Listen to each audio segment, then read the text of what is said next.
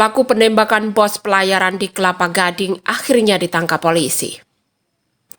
Aparat kepolisian berhasil mengungkap kasus pembunuhan terhadap pengusaha pelayaran yang terjadi di depan ruko daerah Kelapa Gading, Jakarta Utara pada 13 Agustus 2020 yang lalu.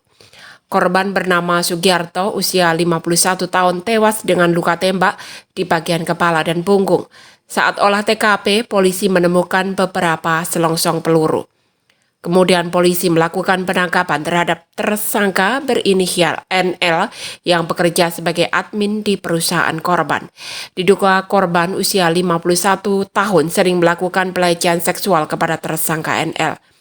Lalu tersangka LL meminta tolong kepada tersangka R yang merupakan suami siri tersangka untuk meminta tolong melakukan pembunuhan kepada korban.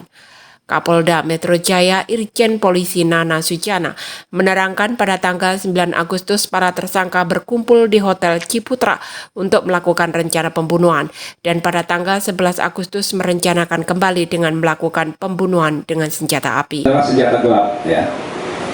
Senjata ini tidak terdaftar, ya, tidak terdaftar, dan yang bersangkutan ini senjata ini saat itu adalah milik IJ. Ya,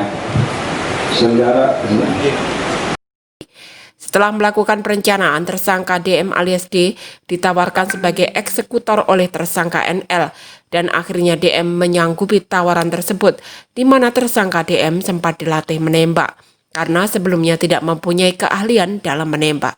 Kemudian pada tanggal 13 Agustus saat korban keluar dari ruko, tersangka DM langsung melakukan penembakan 5 kali kepada korban dan mengenai bagian punggung dan kepala.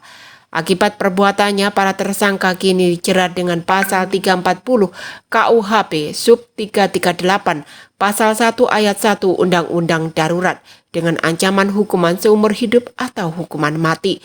Ridho Fadila dari Jakarta melaporkan.